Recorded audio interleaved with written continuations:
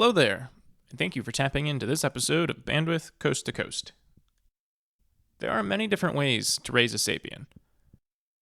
There are many different ways we can push our physical and mental limits to what is possible, knowable, or achievable, depending on how we were raised. Many ancient horse people, like the Mongols or Comanches, could perform feats on a horse that seemingly defy what's possible by anyone not raised among them. Which is to say, the culture that was expressed in that group of sapiens created that possibility. Most of us don't have a connection to our ancient ancestors, or the culture they lived in. If we did, though, and we were taught that while living amongst the world we live in, what would we bring back and forth to both worlds? The whole of our life sphere is coming more and more together through events, commerce, technology, which is neither good nor bad. It brought me the opportunity to speak to my guests today and gain the perspective I'm trying to share. But it's also led us into some wacky times. And wackier times to come. How can we contend with our world while living in it? Perhaps being able to move throughout two worlds. More ancient times where we needed to be connected intimately with our environment and to rely more on one another, learn more from our elders. Maybe that could help us navigate our current time and our future time to come. Just take, for example, being able to build a canoe, take it, and navigate between islands on the open ocean. Then doing it frequently enough with guidance from others, so many times over, you learn the paths in the water and how to use them the same way we use streets and landmarks in the corner, letting us know when we should turn. Maybe knowing how to do that, you might just be able to better understand the effects of our climate change and have a novel perspective on how we can start contending with that reality. If you listen, you're going to hear Alson in this episode talk about how teaching ancient skills helps root people in today's world, even if they're starting down a bad path. How building a connection to their ancestors helps them better get connected with themselves, what they're capable of, and a sense of community that they can always come back to. Something I often wish we thought more of when we see someone skirting down a dark road. That many things, from addiction to crime, are often a result of a lack of connection. Thank you very much to Rhea and Alson for taking the time to talk and share more of their culture with me and anyone who's listening. I do encourage those hearing this episode to learn more about the Marshallese, the nuclear testing, the legacy, and what wonderful people and culture they have. They're coming up this year to negotiate with the U.S. government for the testing and fallout from it, and any pressure we can collectively bring for more justice can go a long way. All right, with that, it's going to be our quick intro on how to find us, some quick skipping music, and my talk with Rhea Moss-Christian, the head of the Marshall Islands Nuclear Commission, and her colleague and head of the Canoes for the Marshall Islands, Alson Kelen. Enjoy!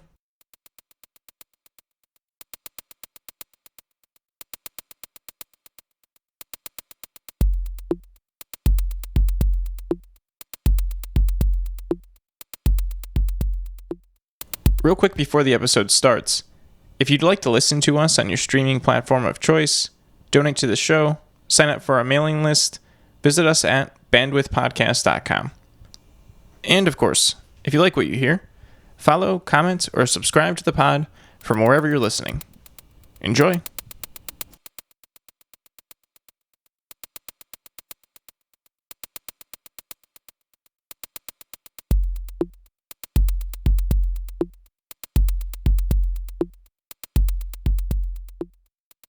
Okay, thank you everyone for your time. I really appreciate it.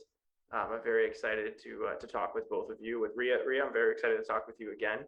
So real quick, while we have it, Alison, would you just please introduce yourself, and then Rhea as well, just then we can kind of get started a little bit.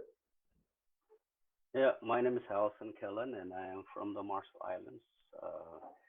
I am directing a program, a cultural program for the youth of the Marshalls, based on our canoeing traditions. And of course, we're ocean people, so that's the best program to be involved in. And it just bring out the cultural pride and self-esteem among these young people. And at the same time, I think it's a win-win situation because our country, the canoeing cultures, keeps stronger and stronger, especially in these time where climate change is affecting our country. So this is the best tool to move forward for our adaptation into this climate changing world. I would love to. I'm going to come back to a lot of that. Thank you. And then, of course, we have Rhea back again. Yes, hello again. Good to talk to you again, JR. And I'm so happy to have my colleague Alson with us today also. I'm chair of the Marshall Islands National Nuclear Commission. And Alson didn't mention this, but he's also a commissioner on the National Nuclear Commission. Well, thank you again for coming. All right, so Alison, I have a question for you. That's what I ask everyone the first time they come in. And it's, what do you like to do that makes you happy? Oh, I like to just go. Let me just give you a little picture of where I am at. I'm in an office on the second floor of a canoe building shop and a classroom for the kids, and it's right on its seawall above water. So I'm about 7 feet from the water. So I mean 7 yards from the water. So when I look down from a window, I don't see land. I actually see water. I see the lagoon, the beautiful lagoon, and I feel like I'm in a ship. So this is the best part of my job is I look out the window every morning when everything's still fresh. So that's my I that's what I love about these this thing, this my job. And of course, I'm as Rhea mentioned earlier, I'm also a commissioner for the Nuclear Commission. So it's really a fascinating job because that's me. It's not part of me, but it's me. I was actually I lived on Bikini Atoll, and my folks are from Bikini, and it's always a great uh, feeling for me to share the stories of our people. Not only share the stories, but also looking at possible opportunities out there that could help us um, toward our climate legacy, our climate issues. That sounds like a hell of a view. You painted a great picture. Yeah. Yeah, and my office is surrounded by canoes. So That sounds great. Do you ever see any wildlife in the morning when you're looking out? there is a little balcony just off my window, and birds. Sometimes I have to when I Zoom with people. Sometimes I have to turn off my mic because these birds just sing right outside my window, and of course, I don't want to scare them away because they just bring a good vibe for me, from morning to when I leave. So it's kind of like my counseling hours with my birds. I like that. I like that a lot. The town I live in now, it's filled with birds. I've never lived somewhere where there is so many birds. And it's a quite lovely day to start the day, like right about an hour before the sun comes up through the hour afterwards, just so many different varieties. I like how you said counseling hours. It's great. Rhea, so I want to ask you a question. The follow-up question I like to ask is, what have you done this week that made you happy? Well, I haven't shared this information with a lot of people, but I guess sharing it on a podcast potentially makes it widespread. I just enrolled into an online MBA program, and I finished my first final on yesterday, and that made me happy beyond words. So, Congrats. That's awesome. Going to school while working is a hell of a feat. yes. Well, congrats. I'm happy that you got that sense of relief and you're in that off period now too, which I'm sure you're looking forward to that. Yes, thank you. Awesome. Alison, you said something that I wanted to go back to, and you said that it helps young people with their self-esteem and learning about these type of cultural things. And I would imagine some of the adventuring that you take them on as well. Can you just kind of help me understand like what the programs, some of these programs are that you do for the youth, and some kind of the um, yeah, like how you are conveying it to them? Because from my limited understanding, it's that you do a lot of teaching through doing. Yeah, so about 20 years ago, I used to my job was going from atoll to atoll to document the traditional knowledge of canoeing culture in the Marshalls. And everywhere I went to do these projects, there were a lot of youth um, really wanted to come and hang out with the guys. Um, and it was really a great feeling for me because I thought, wow, this is great because these young people are actually really have a really strong passion on the culture. Later on, I found out a lot of them were dropouts. A lot of did not pass the high school entry exam to get into high school level. So on our last big uh, watching canoe program documentation, um, they gave me a time to give a speech. So I stood up on the canoe and I said, you know what? When I get back to Madro, I'm going to start a program for the youth, the kids that have fallen through the cracks. Not knowing that it's easier said than done. A lot of volunteer work, um, you know. But we were fortunate. We were fortunate that we were able to start something, and then from that, we had to work hard to get to where we are. But now we're using this as a living archive. So what we had documented in the past, we're actually doing it, and these kids are learning it, and they're so into it because they're learning the culture. And of course, one of the reasons is because we have national canoe races, traditional canoe races every year. So, these kids that have nothing to do, they want to be part of something. So having participate in the races that are for the best of the best, and also I try to put them on Facebook, their faces on Facebook all the time, and on a website and in the newspaper, and it just gives them that feeling of belonging to something. It really gives them that uh, good feeling, and they are really interested. They just come in every time and just like it. So we have a program 8 to 5 every day, just like a regular job, and we provide life skills and basic English, basic math, and of course uh, counseling. But at the end, so it's part of this thing. And of course, we build canoes all the time, and we put them in the water. And they go swimming, they go sailing. They feel so good about this. One thing they don't know is by building canoes, they are actually learning curvature, which is harder to build than square. And squares are houses and windows and doors. So when they graduate from the program, they do not they don't just know how to build canoes and understand the culture, but they have the basic knowledge of construction, so they get to go and work for the construction companies. And of course, we have the GED program part of this, so they come and learn, you know, um, they come and get involved with GED so they can graduate. And we have kids that actually went to GED program, graduated, went to college, graduated, and they were all dropouts.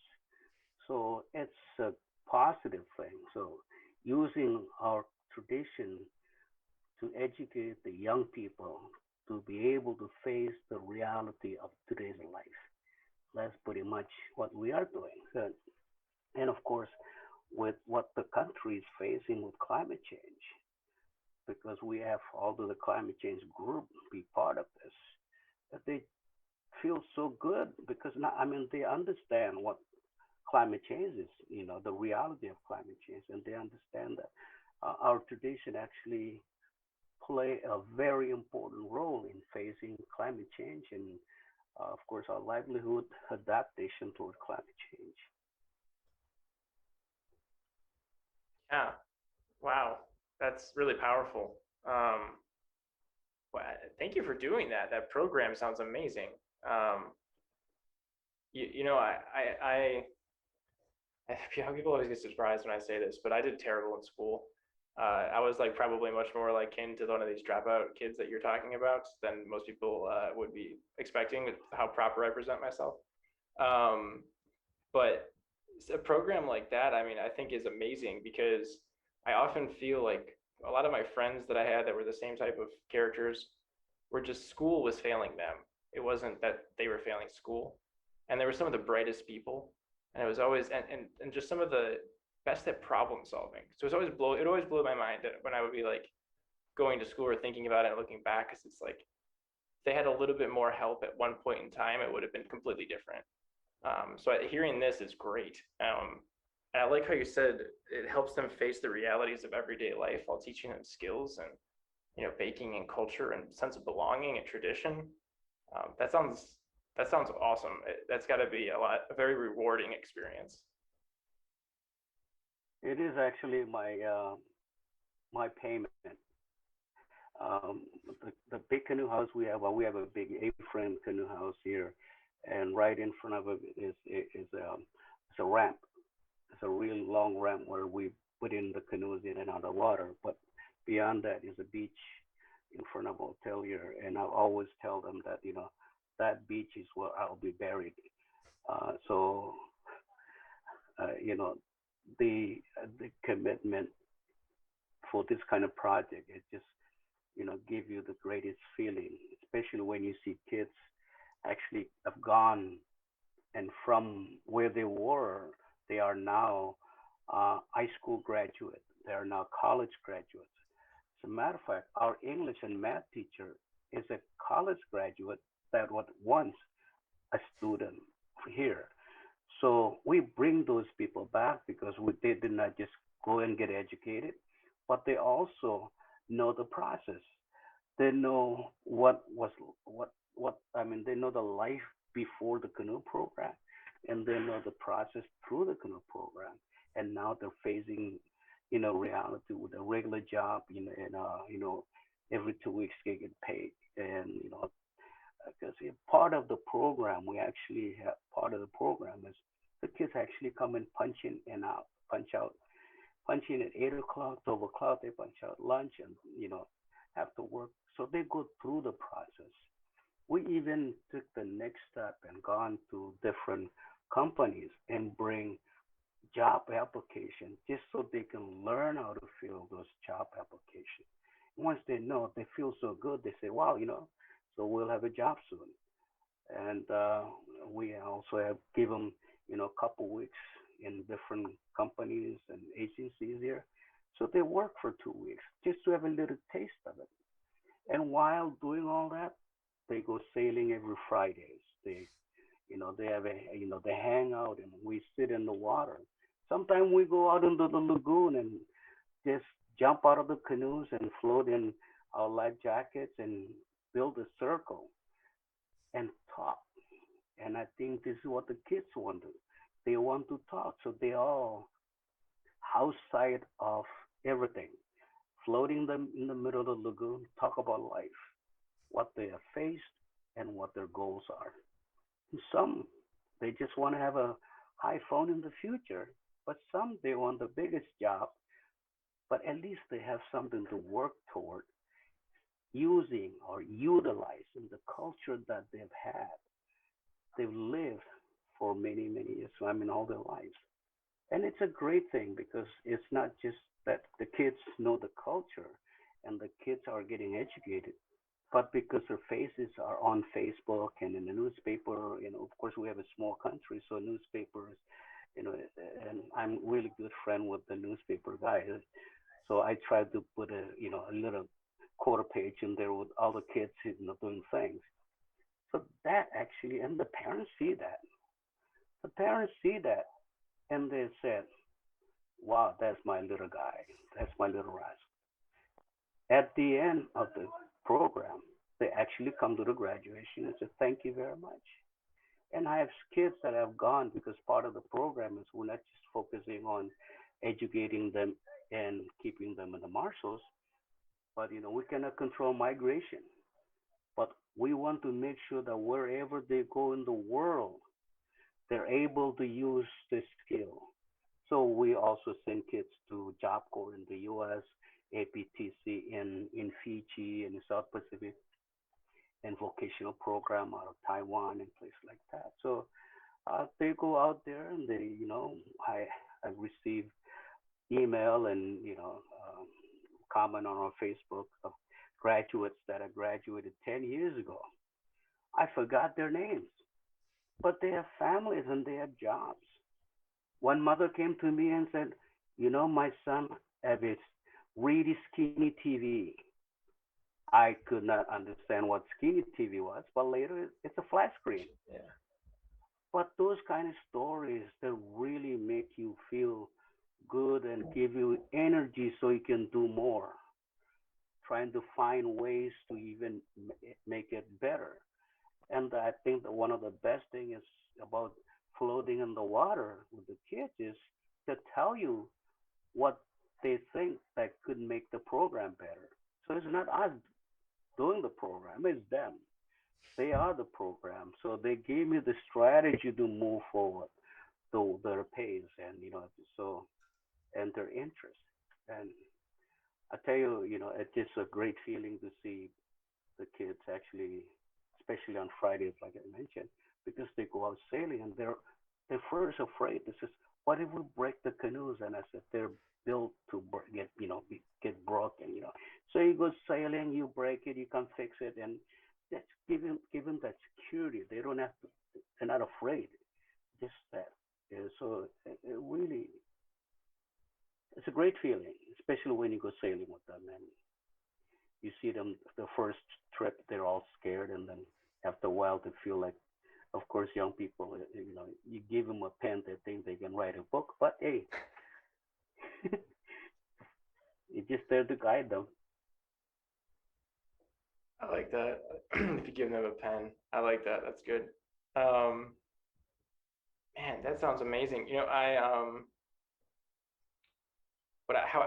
I'm gonna just respond instead of trying to be hesitant in what I want to say. And really, what I want to say is, I spend a lot of my time thinking about transcendence. Like how can we transcend our any given moment and be more present?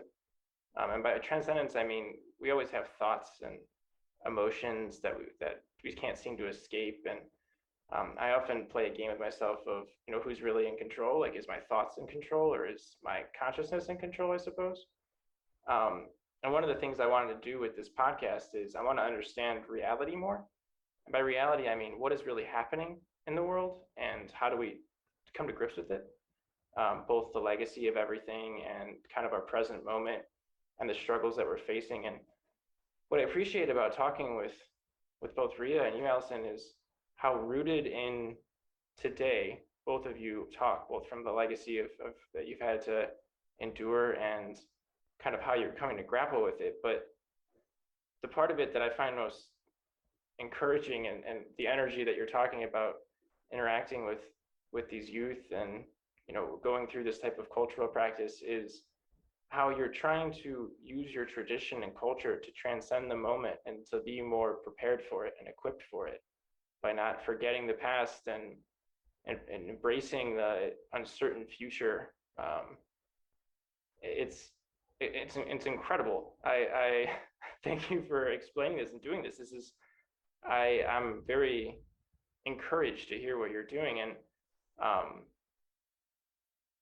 yeah, it's really a breath of air to hear how much you're talking about both climate change and being ready for it. Most of the time, and everyone I usually typically talk with, it's bracing for it, but you're kind of accepting it. And I'm curious as to where that type of mindset, where did that kind of germ come from? That type of embracing the future like that. Well, I think that there are. I have my own reality. It's different than the kids' reality. I have my own expectation, probably not the same as the kids' expectation. Some people go home and there's no meal on the table, so that's the reality, and what can be done with that reality. But Um, I always feel that it is important to um, accept that challenges are the greatest tool to face reality. So whatever that you face today, it might be the saddest moment in your life, but it's a great thing because you take that and you learn from it, so you don't have to step into it again. And it's also how you look at it because it might be something that is national reality that will take more than just you to trying to fix it. Uh, or it might take a family, it might take just you. It depends on how you look at it. Climate change is something that, of course, scares us the most. But utilizing something that it's ours, which is our traditional skill, our canoe, to not compact and not trying to solve it. Of course, it takes everybody to solve it, but at least to be part of it, to be part of the solving body. So we're utilizing our traditional skills and educating our young people so they can fix their own reality using our traditional tools, our traditional skills. One thing I love about this also is that when you build a canoe, you don't just build a canoe. You learn from planting the tree. Of course, we said that the seed is in the tree, the canoe is in the tree, and as the tree get bigger, the canoe get bigger in the tree. And when the tree is big, the canoe is ready in the tree. So your job is to bring out that canoe from the tree, which means that you have to know how to plant the tree and nurture your land. Especially in the Marshalls, we are very limited with land. So you have to know how to nurture the land. You have to know where to plant the tree. For example, a lot of the parts on the canoe are curvature, are curves. So you take the trees and you plant it on the windward side of the island. So when the tree grows, the wind will bend it naturally. So you have a natural curvature tree or log that you don't have to bend it or anything. You just kind of shape it and put it on the side of the canoe. By doing that, you don't waste land because you know exactly what the part of the land you're going to plant the trees. Like a car, you know where to get the spark plug, you know where to get the batteries. You don't waste time and just go to every store and look for the batteries, or you know what? Let's go to the hardware store and get a mechanic, talk to the mechanics. So that's kind of way we're looking at the canoe. You understand the process, and to the point where you got all the logs to build a canoe, and then the process of organizing the people, process of maintaining the cooperation between people, the rhythm of the edges as they chop off small pieces of canoes, everything in that process you understand and you know, and even the names for all the process in our language, it means something. So um, I give you one name, Kujiragai. That's mean eat rocks or bite rocks because first of all, our edges were made out of giant clam rocks. So the stone that means that you eat the rock, and you only use that process when you start seeing the shape of the canoe or you start seeing the shape of the house. At that point, you don't really want to eat. You don't really want to go home early. You kind of like you have so many plans that you wanted to do in that house or on the canoe. You want to make extension there and there because your mind is seeing the done product before your eyes actually see it. So it just anyway that because of that you don't feel hungry or you don't feel like going home early.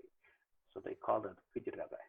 So anyhow, that's part of the process. And at the end, the elder would sit on the beach with you during launching, and they said, just make sure you don't run on the rock, that coral, because that's where the octopus are, or that reef because that's where all the groupers are. So you're educated all the way until the umbilical cord, we call it. That's part of the ceremony. You have to cut the umbilical cord and put the canoe in the water. So that the canoe is no longer part of the island. It's actually independent vessel. And when that happened, you already know that don't go to the reef. It's important. So it's all that process is it means something. I mean, it's all when you learn that process and close your eyes and think about climate change. Wow. And of course, because the kids go through that process, they're going to say, you know what? I'm going to be, I'm going to learn how to, I'm going to be a forestry. I'm going to be oceanographer. I'm going to be a marine biologist. It's all coming from bits and pieces of the process. So uh, that's another exciting part of teaching the kids. You actually learn as you learn more than you teach. Yeah, I think it's often the case that with teaching. I sometimes I feel like when I'm teaching something, even if it's something banal, that sometimes I almost feel like I'm getting more out of it than actually the person who's understanding whatever it is. Um, I want to ask you. I want to go back to what kind of the genesis of this whole thing really quick, and then I would love to ask you some more questions, particularly about your culture and the meaning that you're able to prescribe to everything within these traditions. It's great. Um, what was what was the most when you were going around and you were collecting some of these stories and the culture to kind of catalog and understand and so it wouldn't be lost and could be easier transferred and kept in touch. Um, what really took you most when you were doing that? What when you were younger and you were kind of understanding your own culture and what was the first thing to kind of get you to Of course, when I was young, it was them days that I mean there were not too many TVs on island. If there were a few that belongs to the rich people, they were black and white. But what I enjoyed it the most was my dad. Would sit. Sometimes just kind of lie on his lap or on his arm, and he would tell me to close his eyes, and he tells me the stories of when he was young, sailing and building canoes and go between atolls and trading. They would take special eggs from here, and then they bring in special fish from the other atolls and that kind of stuff. So that was kind of like roots of my interest in canoeing. I that was like my fairy tale. Every time I see canoes, I see myself on those canoes sailing between atolls. And of course, I was on the outer island, so you see ships like every 3 to 6 months. You don't. It's not something. So it's always something that you look forward to. So I wanted to connect ships and canoes, and I wanted to be a captain. And of course, my grandfather was out there always banging on the trees and building canoes, and didn't have many tools. So whatever he had, it took some so long to build a canoe. I don't even remember how long it took for building canoe. So all those things, I was kind of like in the middle of canoe life between my parents and my grandfather, and of course fishing. And but when I grew up, going around, I see that I see canoes. I was like, oh man, it's a great to sail around, but see how long it takes to build one of those things, and we have to go carry them, and there's so many learning process going through that. But of course, that was kind of like one of the most fun thing about that part. But as I was going through the islands and we start documenting things, I said, well, it's a planning process. You have to really sit down and plan the whole process, but from the beginning all the way to the end. And you have to understand it well enough that it would work.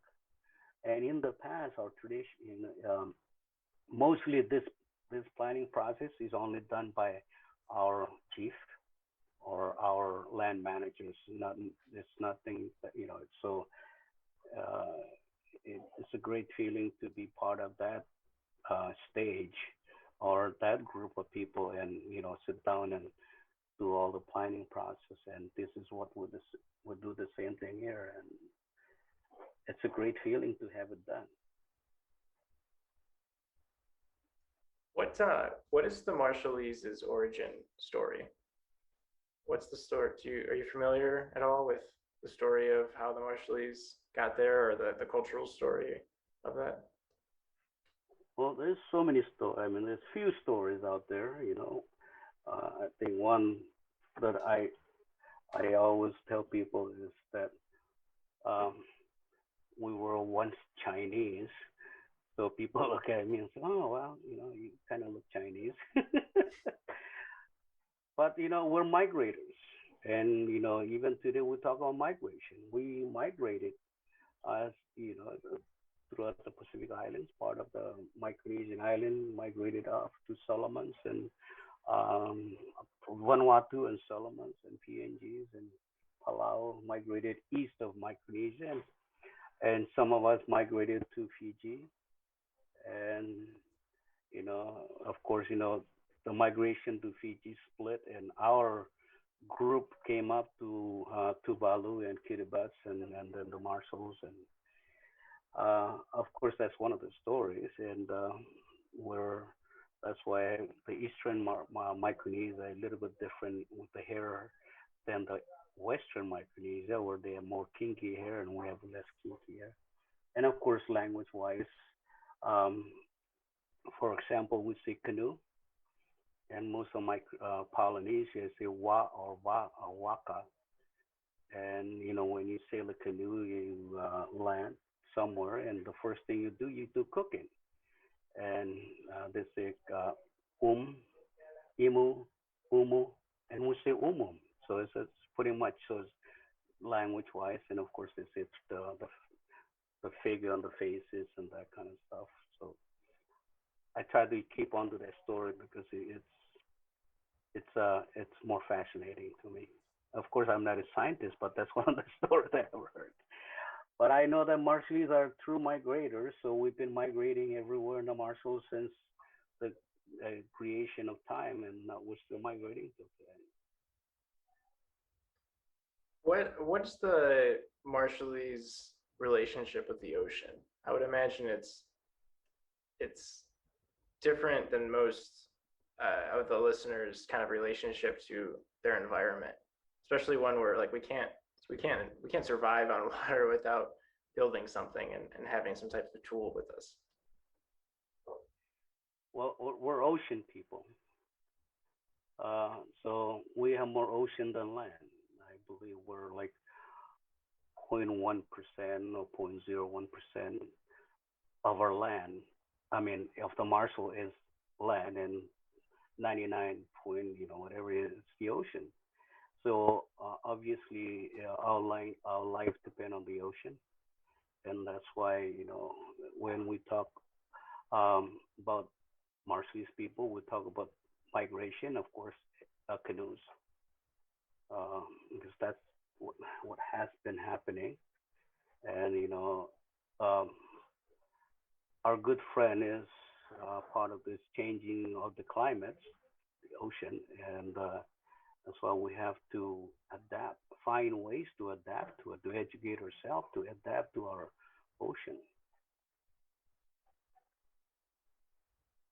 And what how long is the program that you usually run? Like how old are the people who kind of enroll in it, and do they leave once they kind of go to high school, or is it kind of something that everyone's always around with, or how does that?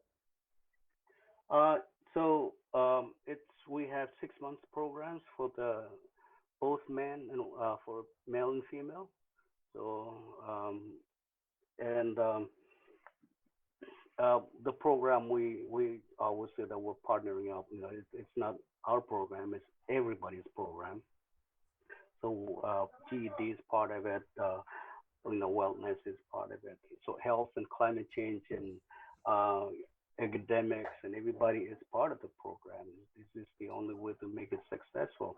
And we bring in kids from used to be 14 to 23, but a lot of kids actually drop out of school just to get into the program. So we have to raise the age to 16, but there's still some problem with that. So we're thinking about raising it to 18, just so we have stronger, you know, young people who can handle chainsaws and hatchets and carry wood and stuff.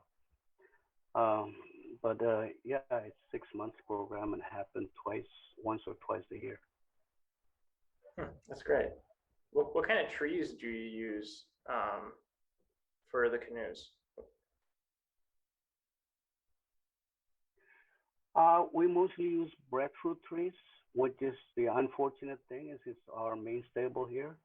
So we have to make sure that what we take we plant, and not only that, but we're also looking at options like marine plywood and fiberglass and that kind of stuff.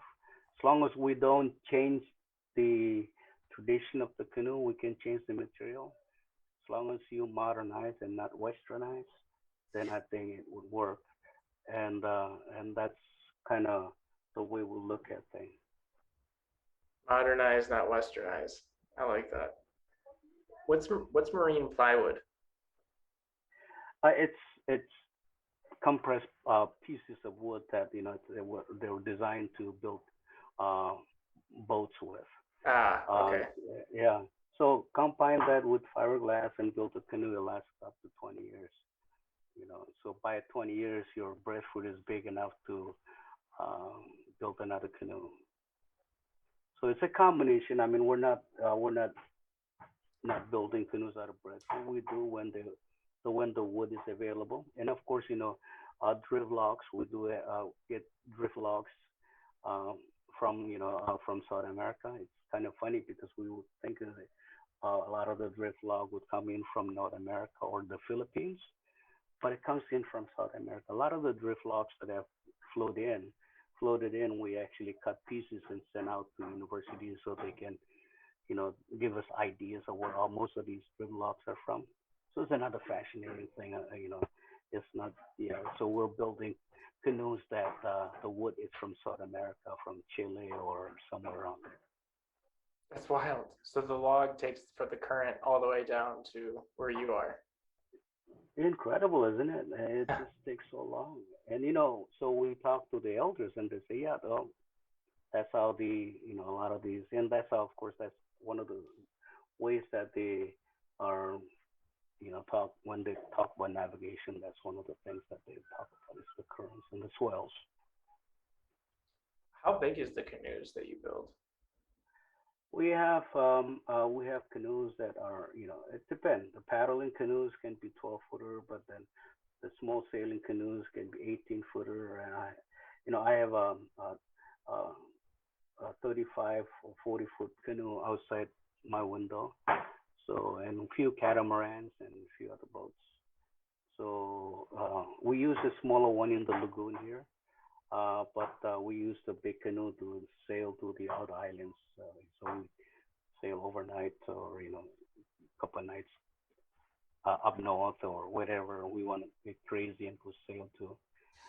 But it's a great feeling. It's a great feeling that you go from one atoll to another and you see the kids coming out. And I never seen a kid this big before. So yeah, it's part of trying to share the enthusiasm with the out island kids. That's a very big canoe, 35 feet. So and it's got a sail. It's got like a mast Yeah, and everything. we we got a full rigging on it. We actually even have coffee on board, so it's kind of like a nice modern touch to it. Have a little propane inside there to cook some coffee. If I wasn't sold already. What is that? Oh, if I wasn't sold already on taking a trip on the canoe, the coffee, just put it over Oh, the top. oh yes, and we have good brand coffee. No, it's not just Vulture. Thanks, thanks Rhea for the advice on coffee. Great. Um, So the how long is the distance that you typically go, or you would go on one of these larger canoes?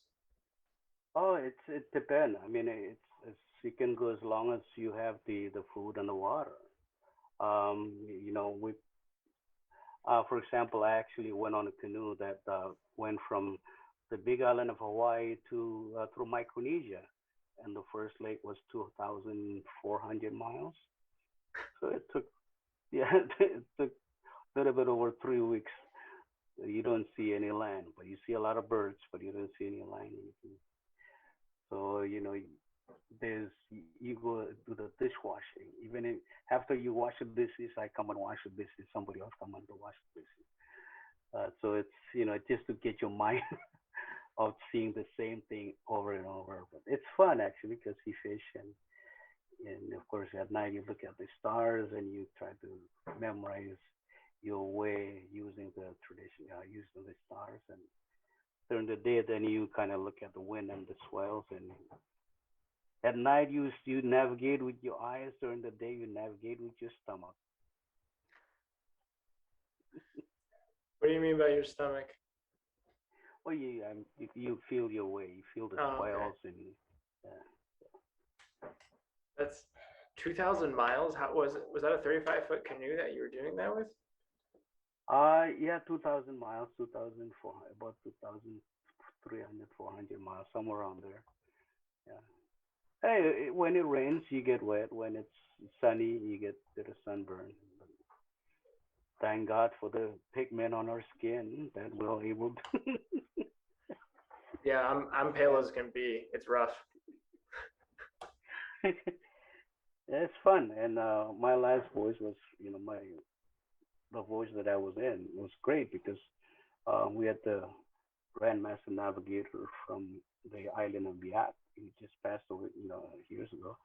But it was great feeling to sit with the best of the best, the navigators on board, and we sing a lot of songs and you enjoy and you just learn. And the main things you learning every day you learn something. You see different swells, you see different birds, you see different fish. So as ocean people, you need to keep learning about your ocean, and it was just great. How do you navigate? Well, some people navigate using the stars. Um, of course, a lot of navigators use the stars nowadays. Marshallese they were known for navigating using the ocean swells. Around the Marshalls, this northern swell, eastern swell, southern swell, and of course the western swell. So once you know where they are, and they never change. One thing about stars, they change all through the year. Uh, Sometimes you see them, the star that you see the first part of the year, you don't see third later part of the year. But the swells are always there. Sometimes they're bigger, sometimes they're smaller, but they're always there. Just like a compass. So kind of memorize where your islands are, and then you use your swell reading technique, and it takes you wherever you go. Can you help me? Can you help me understand what a swell is? Yeah, so yeah, that's a really good thing to talk about because when I first talked to the elders, of course I live on a small islet off the main island of Majuro, and sometimes I come into town. I commute by boat every day, so sometimes I come into town. There's the wind direction. The wind come from one direction. There's ripple from different direction. So when you look at the ocean, it look kind of confusing.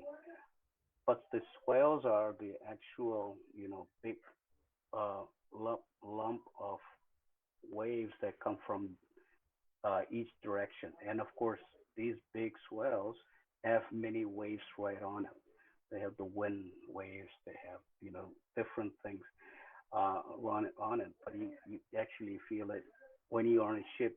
You can get bumped around, but you still go up and down. And each up and down tells you where that up and down come from. So that's mostly eastern swells are bigger, so you'll feel the big eastern swell more than every the other three swells. So it's the rolling waves in the ocean. Yeah, yeah. And are you able to move through them, kind of like highways? They're big, so you just kind of go over just like small hills coming from different directions.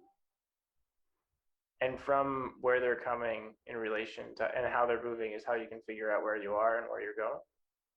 Yes, yeah. So once you know where you are, then you know where you're going. So that's interesting. So if would an analog be that you're on a canoe and you're turning around in every direction and you're watching how the waves are coming and going from you, and you generate it's the equivalent of knowing, oh yeah, there's that. I'm gonna take a left at that CVS that's down the street. it's, it's really kind of technical to explain, but yeah, it, so when I first, chat, like I said, when I first chat with the elders, they explain all these swells to me, and I memorized them. I memorized everything, and when I went out there, it was a totally different world. Everything that I've learned, I did not see with my eyes. You have to go out there and really know them and match it with with the scripts. That's interesting. So the swells are so consistent, and you're able to understand from the positioning of the sets of waves that are coming in and out where you are and where you are in relation to everything else. And that was the main way that, until the beginning of time, the Marshallese have been able to move through the different islands to, like you said, some islands have better eggs, other islands have better fish, and able to kind of move through them as if it was no different than whatever other normal what would that be, terrain or earth. Yeah, I mean, once you know it, you don't even think about it. It's not, you don't look for it. You just kind of like, okay, let's just go, and then you would just go. It's like you drive in the middle of the desert. I think it's more, that the better way to explain that you drive in a flat desert and you don't see anything, and you just say, let's go, and everybody knows where you're going. You say, okay, let's take this direction, and that's where nature is very important. So you either look for the birds, or you look at the stars and the wind direction, or the swells. So it's already there. So I don't think people in the past were even thinking about it when they jump on the Virgin Canoe. They say, oh, let's go this way, and they kind of every once in a while, some navigators would bring up their thumb, uh, their hands like this. They would bring up their hands like this and compare it to the sunrise, and they know how many days they've been out, or so use different things, but they pretty much they're like, it's like a ship with a compass, or to look at it every once in a while, but it's nothing. Focus on what can feed you between here and there.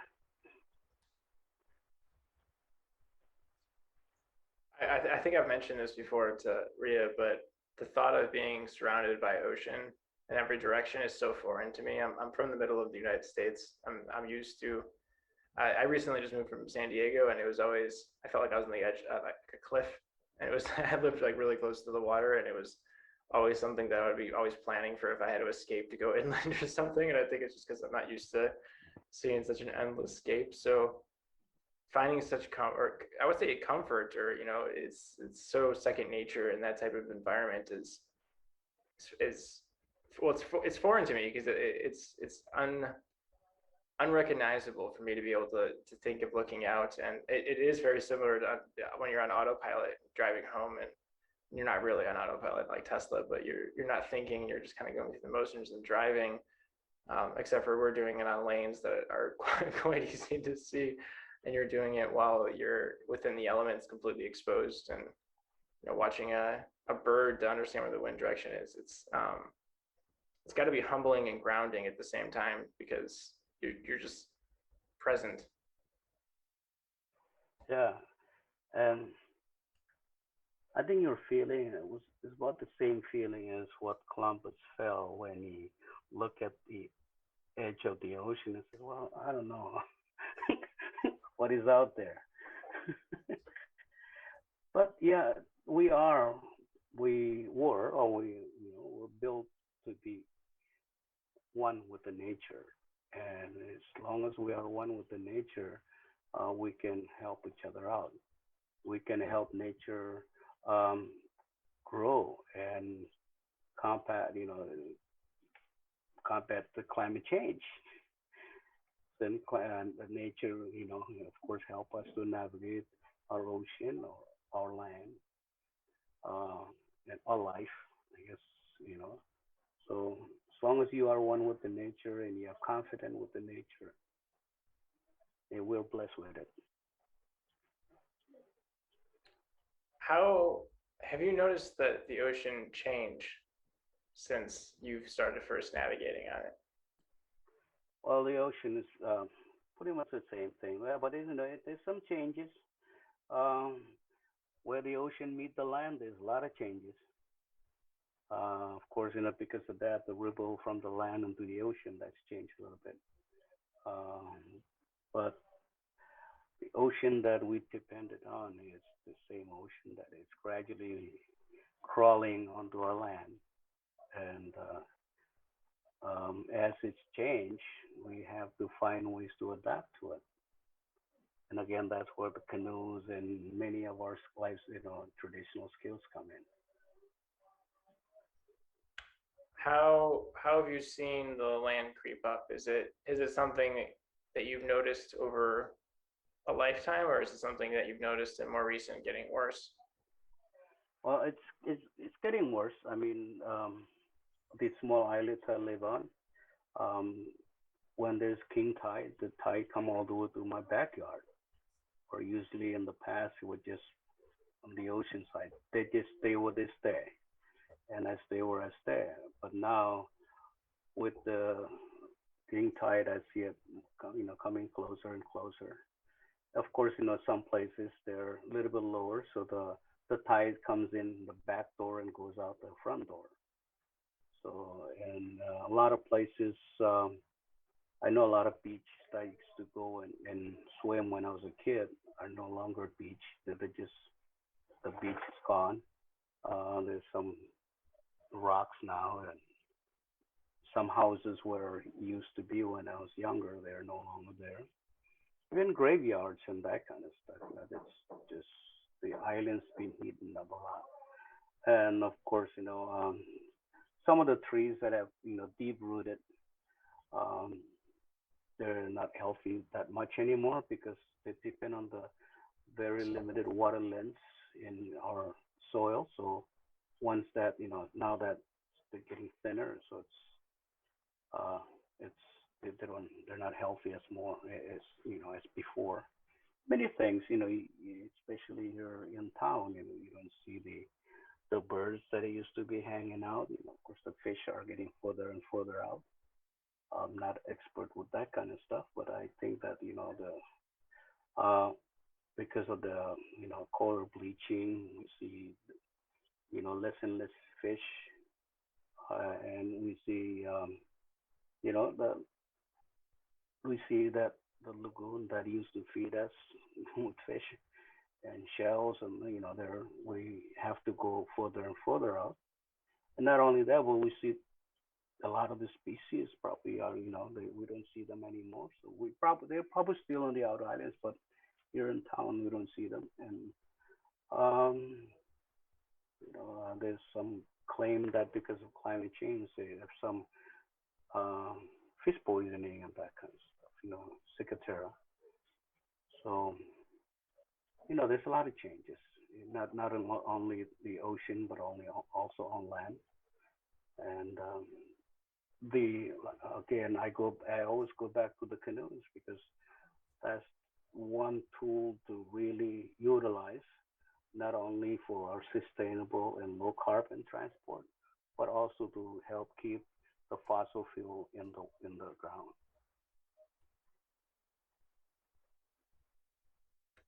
That's a lot of changes. Um, how do you come to understand and contend with that reality? Well, it's a harsh reality. Um, it's a harsh reality to face, but it's one of the reasons it's harsh reality, so we have to, you know, come up with ways to really combat the reality. And everywhere I go, I mean, look, I see changes, and the one thing, of course, one thing that really, um, I think is one of the many things that we could do is canoeing culture really expanded. Low carbon sea transport, using the sun and the wind um, to combat or to be adapted to climate change. And of course, with what we're facing today, we are, you know, pushing our young people to go out there and learn to study ways that they can come back and help us with these problems. That it's it's a hard thing to try to process all of those at once. Um, as much as it's it's encouraging to hear how positive you think. I can tell from the moments I've just had talking with you that your base self looking out is quite positive, which is infectious. Thank you for talking with me, especially about such a harsh reality. Is what is your like? How is your tie to the Marshallese culture? Is that does that help you understand? Because you keep going back to canoes and all of that as a basis for kind of strength. Is that is that kind of how you see it? Is today is a you're faced with similar issues as far as migratory or the unknowns of what brought your people there, and now you're looking for wisdom in that to understand and contend with your present moment? Well, as I mentioned earlier, there are different realities, and that's my reality, and I'm using what I know to focus on that. I don't want to expand too much, otherwise, I'm spreading my limited knowledge thin, that it won't be as useful. But I use canoes because I know canoe, and I come from that culture, and I I know what I can do to help people with that using that tradition. Of course, I'm also using uh, my my story for the nuclear commission, and that's why I have those two. It's because they've been part of me since I was a kid, and they're the only two things that I know the best. My story in the nuclear legacy, and my story in the canoeing culture and the traditional legacy. How how was growing up on Bikini Atoll and having that as a backdrop? Because there's it's an infamous atoll for the tests that were done on it. Yeah, of course. When I was on bikini, I knew very, very, very little about the testing, and I was still a kid, but I knew that the island was so beautiful. And of course, you don't see radiation or the effect of radiation really, but it's um, I didn't even when I think let me just put it this way: when we moved from Bikini was the first time during my childhood days that I knew that something was not right. Because when we moved to Bikini, we had a new house. We had a very beautiful beach, just a few feet from our house.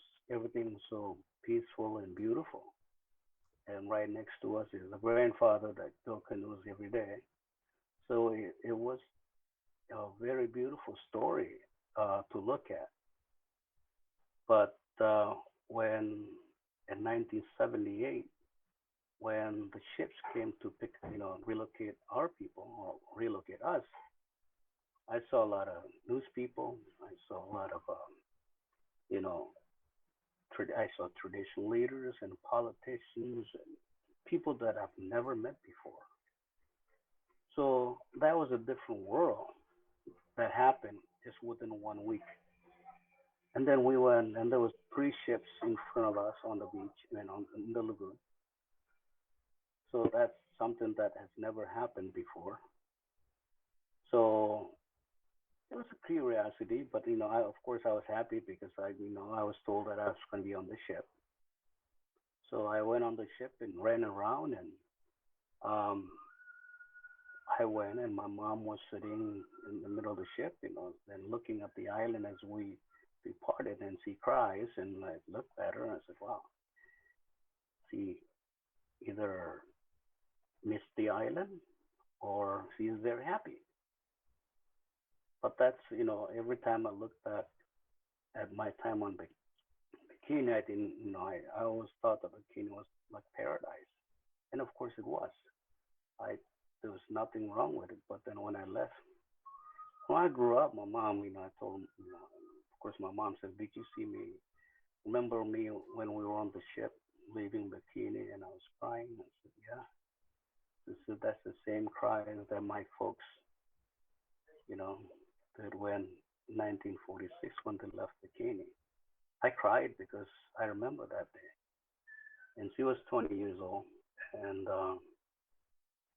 during the first relocation and the second relocation, I was her when her parents left Bikini, the first relocation and the second relocation. And of course, she knew that was it. That was kind of like the end of you know, her. I mean, she won't be able to go back to home again. But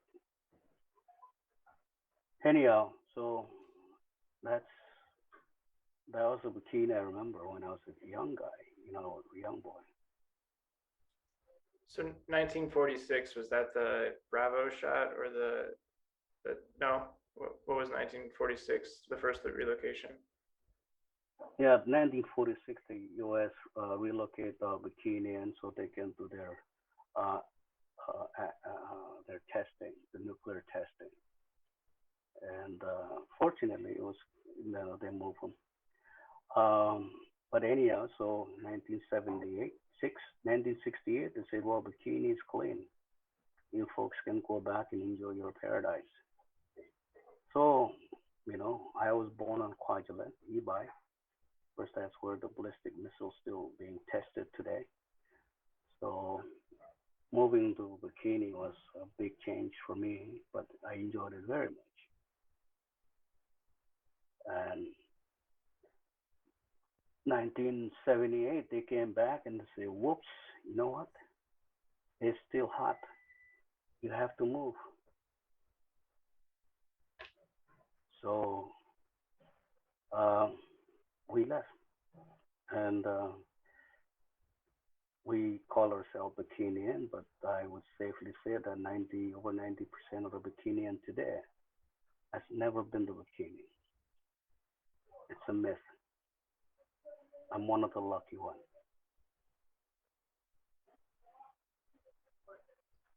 And I'm assuming it's not safe to go back today. Well, there's is sometimes they say it's safe. Sometimes studies show you that it's not safe.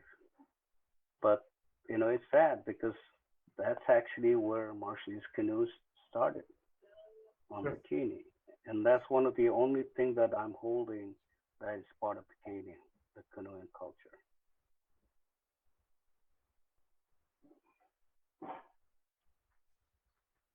What a tragedy. I'm very sorry to hear this. Thank you for sharing your story. Um, however tragic that is. Um, so there was that. Okay, so there was a detonation, and then there was a time period where there wasn't anyone allowed, and then they were allowing people to go back, and then they said no one back again. Um, and you also mentioned that there was still ballistic testing happening on one of the islands. Is that correct? Yeah, that's Kwajalein Atoll. They're still doing sending um, rockets out of California. So they're testing rockets that they're launching from California to the Marshall Islands still. Yes. Huh. Um, is there any? I'm assuming again that there has been some health effects from the people that were living in the islands during that 10 or so year period. Can you repeat that? Is there health effects from the individuals who were living on the island during the time period where they were brought back into the atoll, into Bikini? Well, there's still, yeah, people are getting cancers, and my folks. Uh, I was adopted, and that's how I got the bikini. But also my biological parents, they were part of the cleanup crew that won the bikini, so they both died of cancer. So yes, there are still some um, um, illnesses that we believe that they are part of the nuclear testing that took place in the Marshalls. Very sorry Rhea, for your loss. did, uh, thank you. Rhea, did you want to add on something? Yeah, just it's hard to find a Marshallese who doesn't have a family member who's affected by cancer. Cancer is everywhere in the Marshall Islands, and even though the Nuclear Claims Tribunal had a list that limited the types of cancers that were compensable under the tribunal, it's still hard for most of us to accept and believe that there aren't more cancers that are a result of radiation exposure. But yeah, what Alson just described is sadly such a common story for so many Marshallese. And I last time we spoke, JR, I talked to you about my mother who also passed away from cancer. So it's everywhere. Is there numerous atolls that are off limits because of the testing? Yeah, Rongelap and Bikini, there, nobody's allowed to go to. There was some diving, but uh, tourism, but it was only like a week. You cannot stay there for long.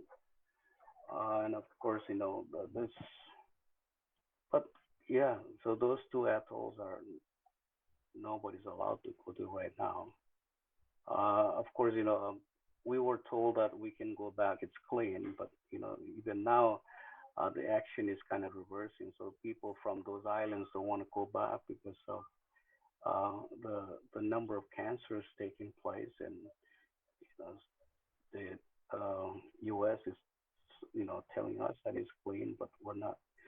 Uh, for the bikini, and I would speak on behalf of the bikini and say that no, we won't go back, and it's not livable. I mean, it's not livable. It's still radiated heavily now.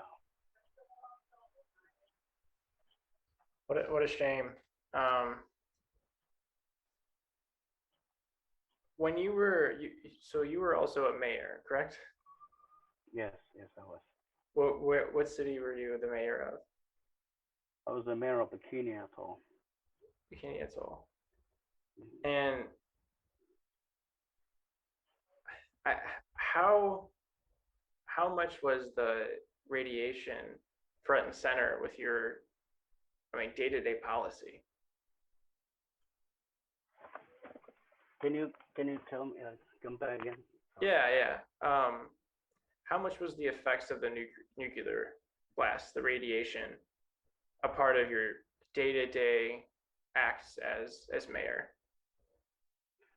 Well, it's pretty much everything, kind of focuses on the nuclear effect because, um, you know, people want to go back. There's tourism that we will also, also we have also had, and of course, you know, the the food and things that were given as compensation for not being on bikini. All of those they were all related to the nuclear testing. So, and of course, with the idea that the American were telling us that it's clean to Quebec and giving us hope that there might be some ways to move forward to repopulate the island again.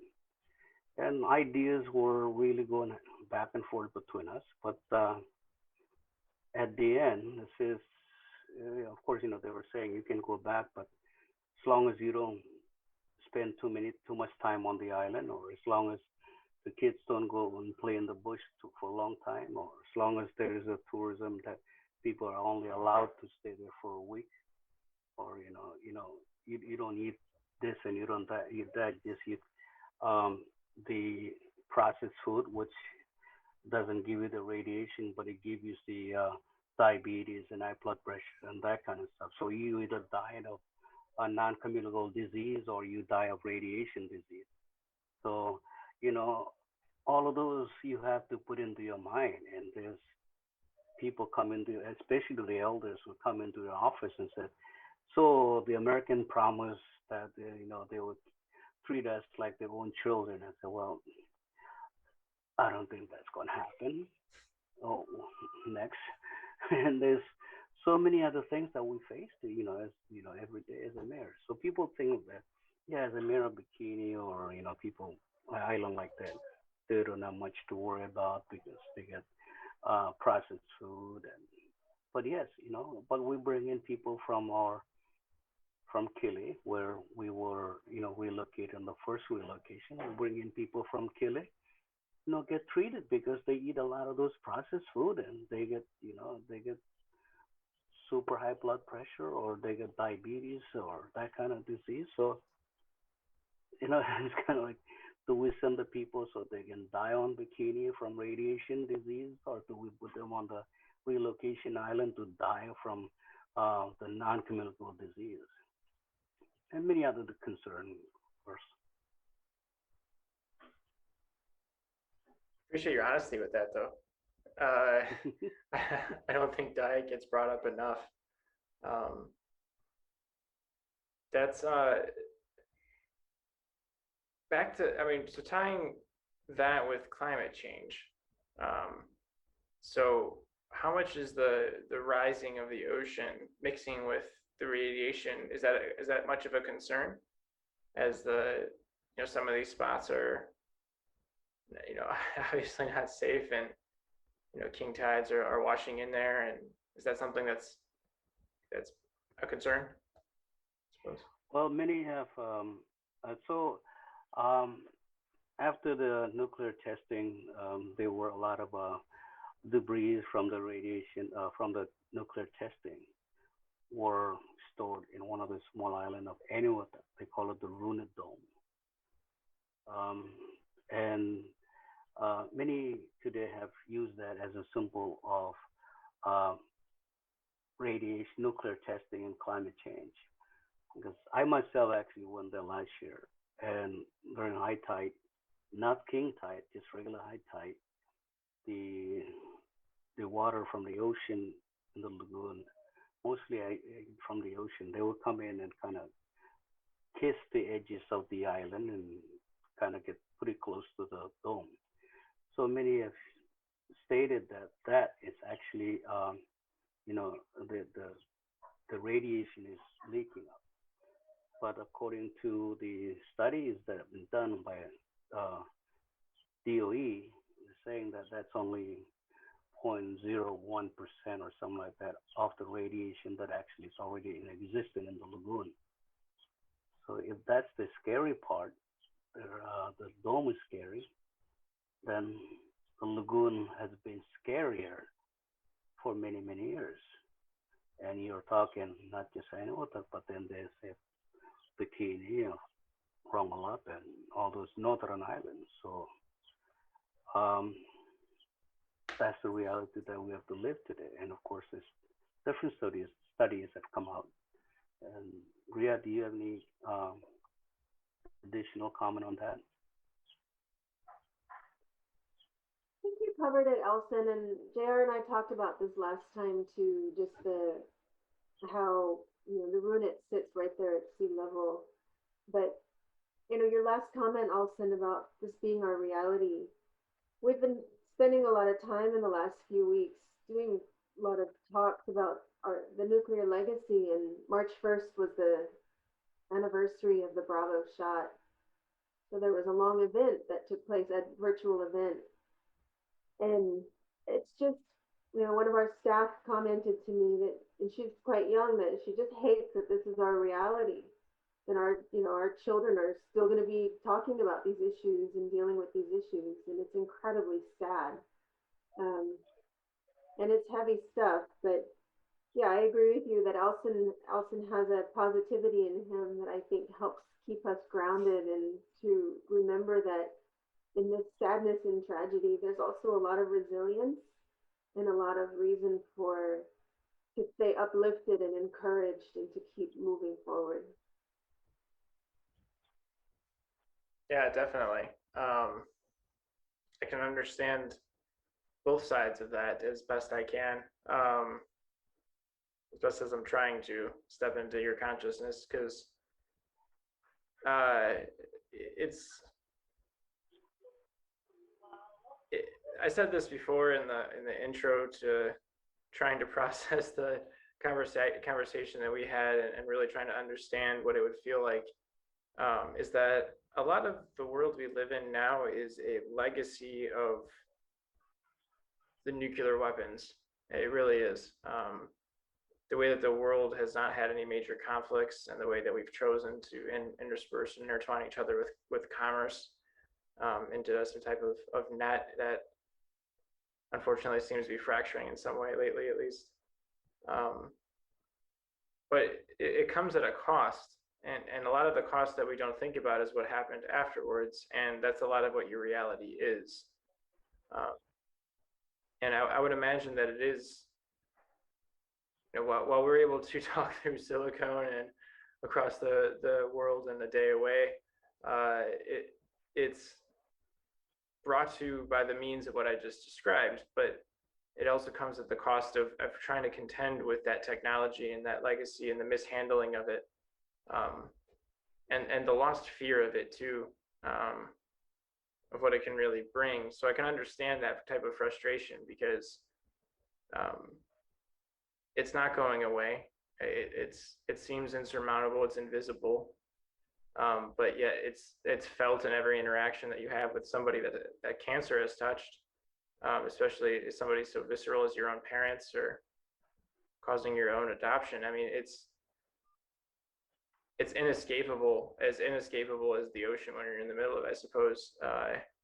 And I couldn't imagine contending with it, but I also couldn't imagine two better people to do it than the amount that I know of both of you. And Rhea, your depth of knowledge on the legacy is amazing, and Alson, your connection with the culture. It's the world needs more people that have that live in that space. It's uncomfortable and it's not fun, but that's why I do spend so much time thinking about transcendence, because our reality is kind of the situation we fall into, and it's really the moments that you make while you're there that matter, I suppose, as much of a cliche as that is. At least that's what I try to tell myself in days when I'm frustrated, or trying to remind myself that I've been in worse places, or other people are currently in worse places. Yeah, I mean, looking forward as much as you do, Alison, towards both the grappling reality of a rising ocean that you've come, that you've grown so fondly to love, but is making it harder to live with as a result of kind of all of our collective actions. Um, it's something that I'm going to be thinking a lot about, and that's how how can we better look back in order to understand a way to look forward and see what is in front of us, and using the means of what we know individually or what we can learn. Um, it's something I think a lot about as well as with technology. I think you hit the nail on the head with processed foods. And I think most of our lives are being lived with processed something, processed technology, processed ideas, processed um, lives even. Um, and that type of meaning and connection that we lose from even each other or even our own selves when we're stuck in a digital world. Um, it's really grounding to hear what you were able to provide for some of the people in the Marshall Islands to be able to kind of bring that connection back, bring the community back. Um, I would imagine it gives a sense of agency. Alson, what has been, I guess you mentioned that you want to look forward and understand what you can do to kind of combat or like have that sense of agency, especially when it comes to climate change. What are some of the things that you're working on or working towards in that sphere to kind of continue to retool yourselves and also your youth?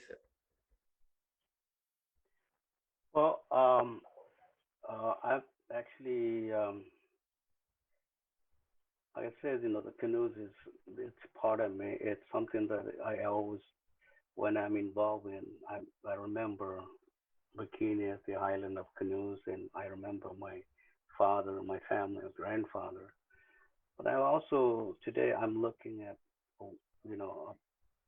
way to uh, utilize this knowledge, not just through the young people, but what can we do to actually share the skills and other skills that can be utilized in the Marshalls. And right now, I have there's a current project that we're doing right now. We're bringing 4 atoll at a time to the canoe program, and we're using uh, the technique of building boats, canoes, and catamaran sailboats, so we can utilize them to collect cobras within the lagoon, each lagoon, and centralize, pick up um, spots in the outer islands. Because right now, when the ships, government ships, go out there and bring cargo or collect cargo, they have to go to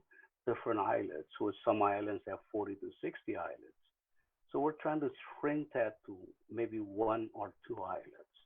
And in order to do that, you have to find ways to shrink that, to centralize that. And the result of that will be saving of our limited government budget. Not only that, but um, would be it's a great thing toward our climate change efforts to utilize the sun and wind, traditional knowledge combined at one time. So we're bringing these people to now we've been teaching them to use different technique of building canoes. And as a matter of fact, as we speak, they are actually, I had to tell them to stop building, banging on the canoes so we can talk now, but they are actually doing it. And every 3 months, I'm bringing these people in and bringing these people in to learn the new technique, and they go home with canoes and catamarans and things that they can actually utilize in the outer island. And to expand that, I'm working with the shipping company or the government shipping agent here, so we can look how we can link that. Um, and I've already started bringing solar power outboard motor that can be attached to the back of the vessels. So when there's no wind, they just press that button and keep going. So it just keep going, you know. Always remind me of the Timex commercial, taking a beating and keep on ticking. So that's kind of like the way I want these canoes. We could take a beat, but we never stop, and we bring services to the people. We bring services to the wider audience, which is the country, instead of just the youth, but now expanded to the whole country to look at. And we're actually working on, they call it document, but it's a kind of like a textbook, a manual of these kind of things, so it can be shared in other countries. So we're not just looking at Matthew or one or two atolls in the outer, and we're looking at the whole country and see how we can uh, copy that and have it done in Ponte, in Kiribati, in South Pacific somewhere. And of course, there are many countries that are looking at right now. We're kind of like the pilot country, and we're not just doing little thing anymore. We want to expand, utilizing the youth and the people on the outer islands, and of course, utilize the biggest resource we have. We are so rich with this resource, the sun, and of course the wind. And it's very exciting. It's again, from the beginning, I will say everything comes from the the shores of Bikini where I grew up. It's the only thing I remember I can do off that island. And of course, the nuclear testing took place on Bikini for the good of mankind, bring peace to the world. And we have so many Bikinian in the Marine, in the Navy, in the Army, still fighting for that same peace. And now, unfortunately, we're doing these kind of projects because we are facing climate change, which was caused by big countries trying to gain big resources to get rich. And guess who, at the end of the pipe, get all well, you know what I'm trying to say. It's us, the small baby countries. We, you know, we deserve Nobel Peace Prize because of the commitment and what we brought to the world. Without a doubt, yes. The contribution that the Marshall Islands has to world peace is immense and immeasurable.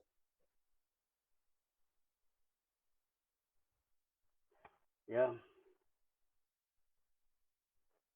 It's I mean, pressure makes diamonds, I suppose, and you all are shining examples of that, because it's something. While I feel like the news cycle in America, in the broader world for sure, but I think the news cycle in particular in America is so emotional and erratic. I think we often forget. I don't know that a few months ago that literally Texas froze over, or any of the other striking examples, like the beginning of last year before COVID. Australia had over 1 billion wildlife, and lives lost, and then we had the California wildfires, and for some reason it doesn't ever hit home for us. I live not too far from Chicago now, and it's April, and it's spent all day snowing quite hard, which I was asking my wife. I was like, I've lived here majority of my life, and I can't think of any time that I've ever recalled snow this much this late. But something, when you have the ocean creeping up, or depending on the week of the year, going through both your back and front doors, you're forced to contend with these stories that to the broader population, at least the Western world, is news cycles, and it's a reality that like, as much as you have to contend with the nuclear legacy, that once again is other than the ability for us to, talk through, at least in the machine that I'm using that was, like I say, designed in California and developed or manufactured in China. However, they brand their way of presenting it. It's international and it requires minerals from all over the world and all of that, just as much as it's invisible to us while staring us in the face. You all have had to contend with it daily, and continuing only more so. I think there's a lot of wisdom in what you've been presenting to us, both with adopting a carbon, low carbon of a future as you can, through thinking through some of these legacies that, like I said, are all but invisible to us. Yeah. Well, I think Marshall Islands really have showcased, the happenings when it comes to nuclear, what we have gone through. We are the result of nuclear testing. And of course, right now, we're facing climate change and our country is really affected right now. So, we are the front row of that.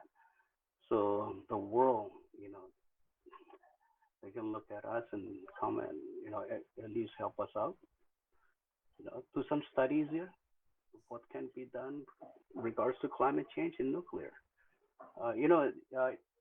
I went to Sweden a few years ago, and I partnered up with this young lady from Canada, Inuit, a group from Canada, and the theme of our presentation was the melting ice and the rising seas.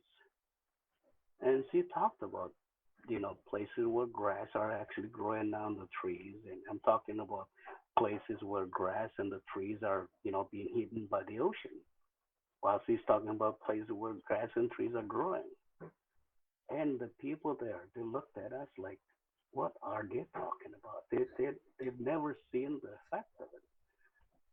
But we have. And I think these are the pictures that we are painting on the global wall so people can see and say, what can we do to prevent those from happening? It's already happening, but from repeating or from, stopping it. So it's that time. It's that time that the world have to hold a hand and come up with ideas. And I know there will be some climate change talk coming up soon. So I hope that, these kind of things will really paint that picture. I do too. You said something that I really like as a framework. You said in the beginning that challenges are the greatest tool to face reality. Challenges are the greatest tool to face reality. And I think that's an excellent mindset, and is wisdom that, especially given our present moment, and the present. I mean, I think if we're really being honest with our reality on the global stage and as a species, because I think something I try not to think too hard about sometimes is how I think most of our problems are as a species now. And this is why I ultimately land on transcendence, because I think until we rise above being so selfish and recognize that we have to kind of accept our place, I guess, in reality, being that we've kind of, I swear all the time, so I shouldn't feel like I need to apologize, but I'm sorry for swearing that, the world that we really fucked up. And I think we damaged it because we weren't recognizing, I mean, the word I want to use is power, right? Our ability to use technology and craft things that affect our environment, affect our reality, to change our reality. And the initial effect of that was we were able to spread, throughout all of the continents to the far reaches of any place that we can possibly inhabit, regardless of the climate that we were in, to then shaping ourselves to not have to be so mobile, to then shaping ourselves to really affect it and create our own sub-environment in ways where we're sheltered in these these indoors and perfect 72-degree temperature of the African savanna that we've kind of forgotten. That's why we like that temperature. And now we're really affecting it and cooking it. And I think it's time that we rise to the challenge of our occasion, which is that we have to really face this. And I think looking at the problem is not a problem, but as a tool, is an interesting way of kind of folding reality in a way.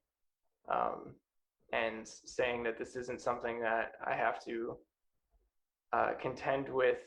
This is something that is teaching me something and is useful for something. I just have to accept it's uncertain. Mm-hmm. Well, first of all, I've been very, very careful not to swear, but I'm just kidding. I'm not going to swear.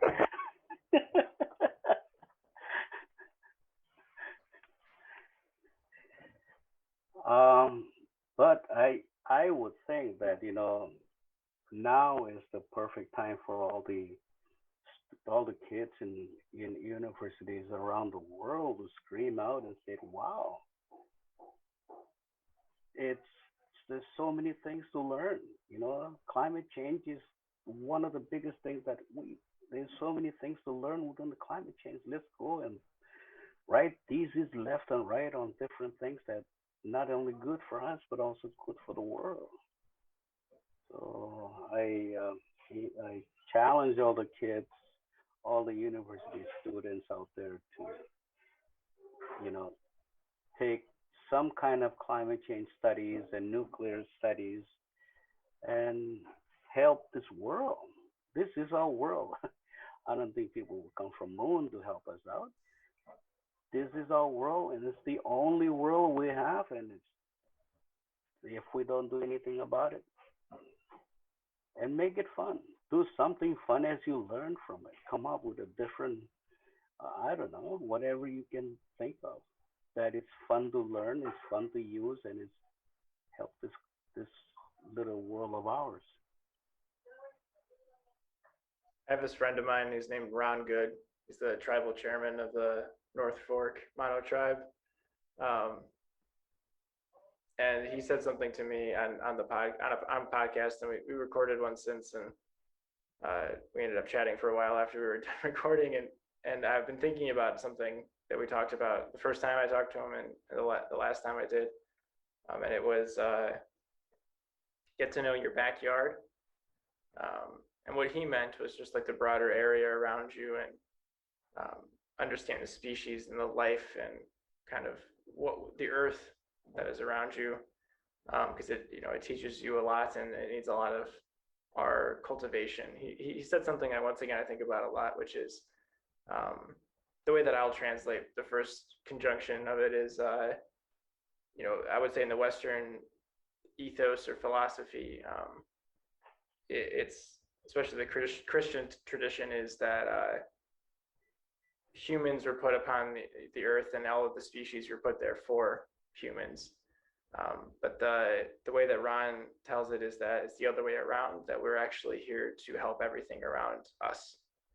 And I've been spending a lot of time in my garden. It needs a lot of work. In my backyard, it needs a lot of work.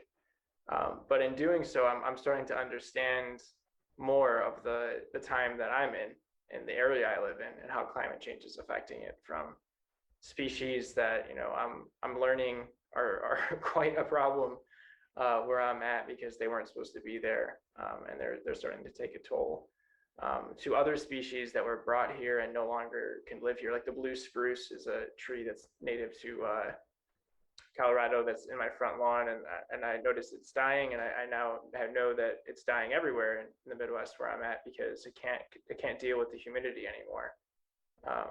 And even though it should be a temperate enough climate for it, it's actually, even though it was 10 years ago when the tree was planted, it's no longer